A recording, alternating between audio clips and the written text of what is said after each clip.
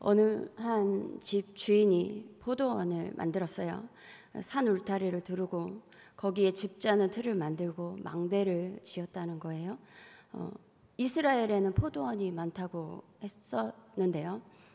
당시 포도원을 만들 때 이렇게 울타리를 두르고 그 안에 포도즙 짜는 틀을 설치하고 망대를 지어 놓았다는 거죠. 그래서 그 안에서 포도주도 생산하는 일까지 한 거예요.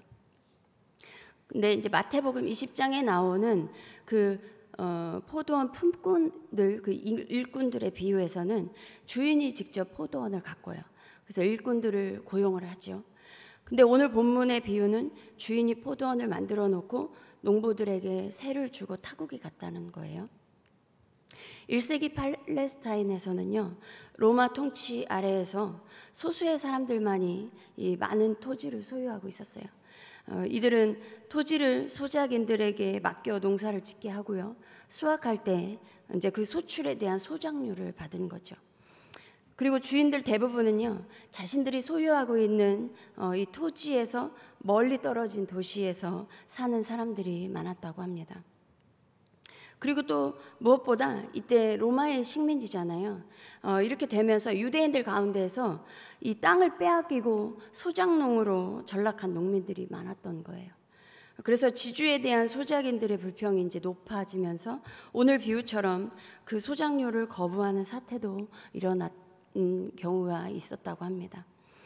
그런데 오늘 본문에 보면요, 열매 거둘 때가 가까워서요, 이 열매를 받으려고, 그러니까 소작료를 받으려고 주인이 종들을 농부들에게 보낸 거예요. 이 당시 소작료가 보통 소출의 40%를 받았다고 해요. 그런데 이 소작농들이 그 종들 중에서 하나는 심히 때리고 하나는 죽이고 하나는 돌로 쳤다는 것입니다. 그래서 다시 다른 종들을 처음보다 많이 보냈어요. 그런데 그 종들에게도 똑같이 했다는 거예요. 이것을 마가복음에서는 어떻게 기록하고 있냐면요, 첫 번째 종은 잡아 심히 때리고 다시 보내고 소작료도 주지 않고 보냈고요, 두 번째 종은 머리에 상처를 내고 능욕을 하였고, 세 번째 종은 죽이고요, 그 다음 그 외에 많은 종들을 또 보냈는데 때리고 더러는 죽였다고 마가복음에는 기록하고 있어요. 이것은 비유의 말씀이잖아요. 그래서 여기에서 이 종들은 하나님께서 보낸 선지자들, 예언자들을 말씀하고 있는 것이죠. 누가복음 13장 34절에서 예루살렘아 예루살렘아 선지자들을 죽이고 내게 파송된 자들을 돌로 치는 자여, 암탉이 제 새끼를 날개 아래에 모음같이 내가 너희의 자녀를 모으려 한 일이 몇 번이냐. 그러나 너희가 원하지 아니하였도다. 하나님께서 이스라엘을 다시 회복시키려고 그동안 선지자들을 보냈지만 백성들은 그것을 원하지 않았고 하나님께서 보낸 선지자들을 박해하기만 했다는 거예요. 그래서 마지막으로 포도원 주인은 자신의 아들을 보낸 것이죠. 물론 이 아들은 예수님이시죠. 이 주인의 아들은 어떤 아들이었냐면, 마태복음에는 자기 아들이라고 기록하고 있지만 마가복음, 누가복음에는 사랑하는 아들이라고 나와요. 근데 여기서 사랑하는 이라는 이 단어가 헬라어 히브리어 단어에서 모두 어떤 의미가 있냐면 오직 하나밖에 없는 의미가 있다는 거예요. 그래서 마가복음에는 어떻게 기록하고 있냐면요, 12장 6절에 이제 한 사람이 남았으니 곧 그가 사랑하는 아들이라. 남은 한 사람, 하나님의 아들 독생자 예수이신 것이죠. 그래서 포도원 주인이 이 하나 남은 아들을 보내면서 그들이 내 아들은 존대하겠지, 설마 내 아들한테까지 그동안 내 종들에게 했던 것처럼 그렇게 하지는 않겠지라고 하면서 생각하고 보낸 거예요. 그런데 이 농부들이 그 아들을 보고 서로 의논하기를 이 사람은 상속자다, 죽이자라고 하면서 그런 다음에 그 유산을 우리가 차지하자라고 한 거예요. 그러면서 그 아들을 잡아서 포도원 밖으로 내쫓아 죽였습니다. 실제로 당시 유대 기득권층은 이 많은 무리를 이끌고 다니는 예수님의 사역을 보면서 시기가 났고 그 기득권을 빼앗기고 싶지 않았어요. 오늘 비유의 말씀처럼 그 포도원이 자신들의 것이 아닌데 그 포도원을 자신들의 것으로 차지하고 싶었던 이 농부들처럼요, 유대 지도자들도 하나님의 뜻은 버린 채 자신들의 기득권과 자신들이 그 하나님께서 주신 약속의 땅을 자신들의 것이라고 해서 빼앗기지 않으려는 욕심만 가득해진 거예요. 이러한 비유의 말씀을 하시면서 예수님께서 듣는 자들에게 질문을 하셨어요. 그래서 마지막으로 포도원 주인이 돌아오면 그 주인이 그 농부들을 어떻게 하겠냐라는 것이죠. 그랬더니 41절에 그들이 말하되 이 악한 자들을 진멸하고 포도원은 제때에 열매를 바칠 만한 다른 농부들에게 새로 줄 것입니다. 주인이면 그렇게 하겠지요. 여기에서 그들이 누구냐면요, 대제사장들과 바리새인들이에요. 이들이 예수님의 말씀을 듣고 이렇게 대답하고 있었던 이유가 23절부터 나와요. 예수님이 성전에 들어가서 무리들을 가르치고 계셨어요. 이 모습을 보고 있던 대제사장들과 백성의 장로들이, 여기서 대제사장들과 백성의 장로들이 사내들인 공회원들이에요. 이들 대부분이 바리새인들이었습니다. 그래서 45절에 가서는 대제사장들과 바리새인이라고 표현을 하고 있는 거예요. 이 사람들이 성전에서 가르치고 있는 예수에게 무슨 권위로 이런 일을 하고 있냐, 또 누가 이 권위를 너한테 줬냐라고 물어보는 거예요. 그러니까 예수님께서 그들로 하여금 스스로 깨달아 알 수 있도록 오늘 읽은 본문의 비유를 들어서 말씀하셨던 것입니다. 그래서 예수께서 이 듣고 있던 유대 지도자들에게 그 주인이 오면 어떻게 되겠냐라는 거예요. 이렇게 질문했고 그들은 대답하기를 포도원은 제때에 열매를 바칠 만한 다른 농부들에게 새로 주겠지요. 이렇게 아주 적절한 대답을 하고 있는 거예요. 그러니까 예수님께서 말씀하시기를 건축자들이 버린 돌이 모퉁이의 머릿돌이 되었나니 이것은 주로 말미암아 된 것이요 우리 눈에 기이하도다. 이 말씀을 성경에서 읽어본 일이 없느냐 라고 말씀하시면서 그러므로 내가 너희에게 이르노니 하나님의 나라를 너희는 빼앗기고 그 나라의 열매 맺는 백성이 받으리라.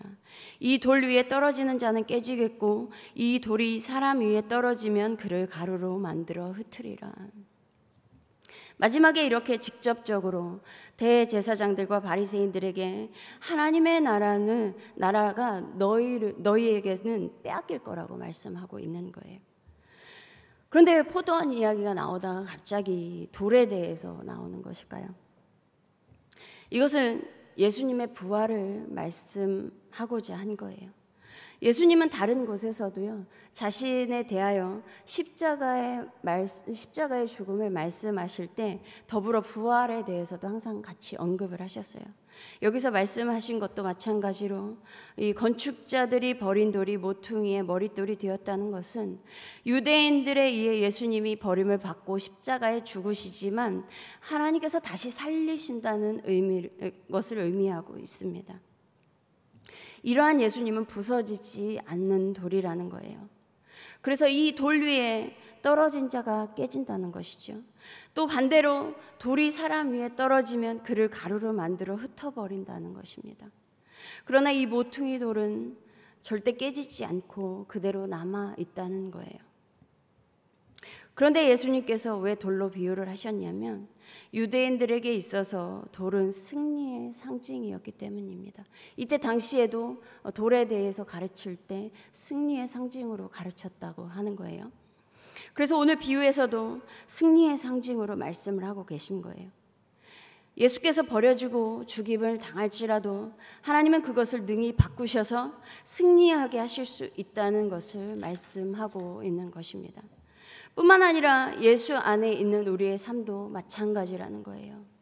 고린도후서 6장 9절에서 10절에 보면 우리는 속이는 자 같으나 참되고 무명한 자 같으나 유명한 자요 죽은 자 같으나 보라 우리가 살아있고 징계를 받은 자 같으나 죽임을 당하지 아니하고 근심하는 자 같으나 항상 기뻐하고 가난한 자 같으나 많은 사람을 부유하게 하고 아무것도 없는 자 같으나 모든 것을 가진 자로다. 이 말씀처럼 우리의 보이는 모습이 다가 아니라는 것입니다. 늘 하나님은 우리를 승리로 이끄시는 분이라는 거예요. 그런데 대제사장들과 바리새인들은요, 예수님의 비유를 듣고요, 자기들을 가리켜 말씀하신 줄 알고 직접적으로 마지막에 말씀하셨잖아요. 하나님 나라 빼앗길 거다. 그러니까 예수님한테 화가 났겠죠.